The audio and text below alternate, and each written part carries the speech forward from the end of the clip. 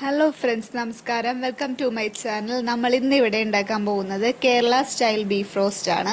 അതിനായിട്ട് ഇവിടെ ബീഫ് ചെറിയ പീസായിട്ട് അരിഞ്ഞെടുത്തിരിക്കുവാണ്. കുറച്ച് ഉള്ളി എടുത്തിട്ടുണ്ട്, കുറച്ച് വെളുത്തുള്ളി എടുത്തിട്ടുണ്ട്, പിന്നെ ഒരു വലിയ കഷ്ണം ഇഞ്ചിയുമാണ് നമ്മൾ ഇവിടെ എടുത്തിരിക്കുന്നത്. നമുക്കിനി നമ്മുടെ ബീഫ് നന്നായിട്ട് വേവിക്കാനായിട്ടുള്ളത് എടുക്കാം. ബീഫ് ചെറിയ പീസായിട്ട് അരിഞ്ഞെടുത്തത് അതിലോട്ട് മഞ്ഞൾപ്പൊടി ഇട്ടിട്ടുണ്ട്, ഒരു സ്പൂൺ കുരുമുളക് പൊടി ഇട്ടിട്ടുണ്ട്, കുറച്ച് ഉപ്പിട്ടിട്ടുണ്ട്, പിന്നെ ഒരു സ്പൂൺ ഗരം മസാലയും ഇട്ടിട്ടുണ്ട്. അതിനുശേഷം നമുക്ക് കുക്കറിൽ വെച്ച് നന്നായിട്ട് വേവിക്കാം. ഇനി നമുക്ക് കുറച്ച് പച്ചമുളക് എടുക്കണം. പച്ചമുളക് നല്ല കുറച്ച് അധികം വേണം, നല്ല എരിവുള്ള ഒരു ബീഫ് കറിയാണിത്. പിന്നെ നമുക്ക് പച്ചമുളക്, ഇഞ്ചി, വെളുത്തുള്ളി എല്ലാം ഉള്ളി ഒക്കെ നമുക്ക് ചതച്ചെടുക്കണം. അതിൻ്റെ ഒരു നല്ലൊരു ടേസ്റ്റ് കിട്ടാൻ വേണ്ടിയാണ് ചതച്ചെടുക്കുന്നത്. നമ്മൾ ഇവിടെ അരകല്ലിൽ വെച്ചാണ് ഉള്ളി ചതക്കുന്നത്. എല്ലാം നമ്മൾ അരകല്ലിൽ വെച്ചാണ് ചതച്ചെടുക്കുന്നത്. നല്ല അടിപൊളി ടേസ്റ്റാണ് ഈ ഒരു ബീഫ് കറിക്ക്. എല്ലാവരും ഒന്ന് ട്രൈ ചെയ്ത് നോക്കാം. നമുക്കിപ്പോൾ അരകല്ലിൽ വെച്ച് നമ്മുടെ ഉള്ളി നമുക്ക് ചതച്ചെടുക്കാം. നാടൻ രീതിയിലുള്ള കറിയാണ് നമ്മൾ ഇവിടെ ഉണ്ടാക്കുന്നത്. എല്ലാവരും ഒന്ന് ട്രൈ ചെയ്ത് നോക്കണേ. നമുക്ക് അടുത്തതായിട്ട് ഇഞ്ചിയും വെളുത്തുള്ളിയും അതുപോലെ പേസ്റ്റ് ആക്കി എടുത്തിട്ടുണ്ട്. പച്ചമുളക് അവസാനം ചതച്ചാൽ മതി. അതിൽ നമ്മുടെ കൈയൊക്കെ പുകയും, അതുകൊണ്ട് അവസാനം ചതച്ചാൽ മതി. കറിയിലോട്ട് ഇടണേന് മുമ്പ് ഒന്ന് ചതച്ചെടുത്താൽ മതി.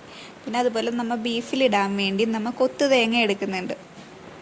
കൊത്തു തേങ്ങ ഈ ഒരു ഇത്രയും ഉള്ള ഒരു പീസാക്കിയാണ് എടുത്തിരിക്കുന്നത്. പിന്നെ ഒരു വലിയ സവാള നമ്മൾ കൊത്തി അരിഞ്ഞ് വെച്ചിട്ടുണ്ട്. ഇത് രണ്ടുമാണ് നമ്മൾ അവസാനം ഇട്ട് കൊടുക്കുന്നത് കേട്ടോ. നമുക്ക് കറിക്കൊരു ടേസ്റ്റ് കൂടാൻ വേണ്ടിയാണ് ഈ കൊത്തു തേങ്ങ എടുക്കുന്നത്.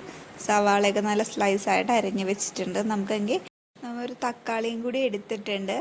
നമുക്കൊരു ചീനച്ചട്ടിൽ വെച്ച് ഉണ്ടാക്കാം. നമുക്ക് ചീനച്ചട്ടി അടുപ്പിൽ വെച്ചിട്ടുണ്ട്. അപ്പോൾ അത് ഒന്ന് ചൂടായി കഴിയുമ്പോഴേക്ക് നമുക്ക് കുറച്ച് വെളിച്ചെണ്ണ ഒഴിച്ചു കൊടുക്കാം.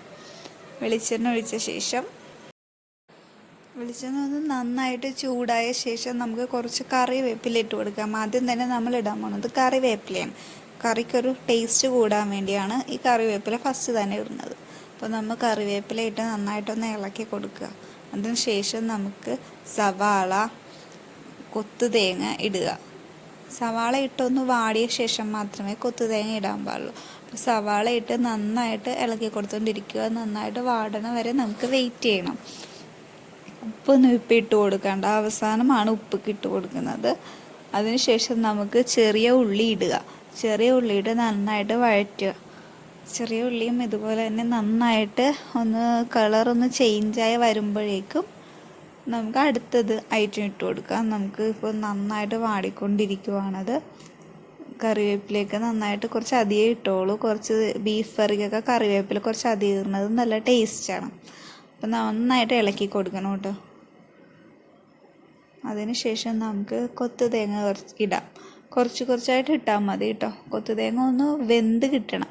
അത് ഈ എണ്ണയിൽ കിടന്നൊന്ന് വാടുമ്പോൾ തന്നെ ഓൾറെഡി വെന്തോളും. പിന്നെ നമ്മൾ അവസാനം നമ്മുടെ ബീഫും കൂടി ഇടുമ്പോൾ അതിൽ കുറച്ച് ചാറ് പോലെ ഉണ്ടാവും. അതങ്ങോട്ട് വറ്റിച്ചെടുക്കണം. അപ്പോൾ അതുകൊണ്ട് തേങ്ങ എന്തായാലും വെന്തോളും. നമുക്ക് അതിന് ശേഷം ഇഞ്ചി, വെളുത്തുള്ളി, പച്ചമുളക് ചതച്ചത് ഇട്ട് കൊടുക്കാം.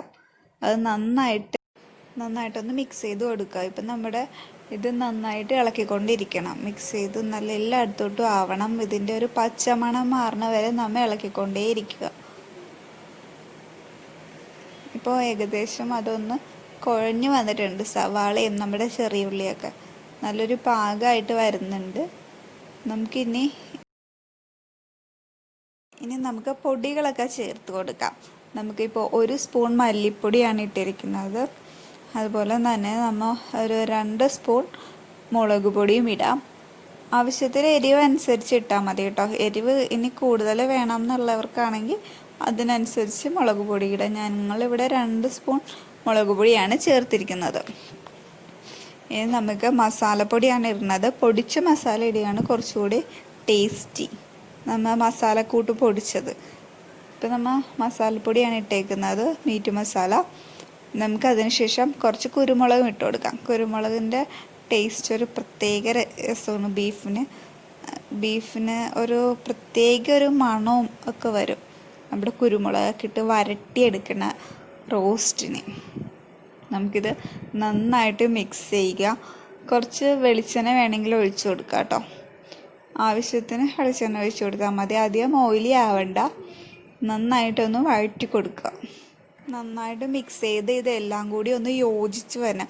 പൊടികളൊക്കെ ഒന്ന് വാടി സവാളയും ഉള്ളിയും ഇഞ്ചിയും പച്ചമുളകും ഒക്കെ ഇട്ട് എല്ലാം കൂടി ഒന്ന് യോജിച്ച് വരുമ്പോഴേക്കും നമുക്ക് നമ്മുടെ ബീഫ് എടുത്തിട്ട് കൊടുക്കുക. നമ്മുടെ ബീഫ് നന്നായിട്ട് വെന്തിട്ടുണ്ട്. ഇപ്പോൾ നല്ലൊരു മണമൊക്കെ വരുന്നുണ്ട്. നമുക്ക് ബീഫ് അതിലോട്ടിട്ട് മിക്സ് ചെയ്ത് കൊടുക്കാം.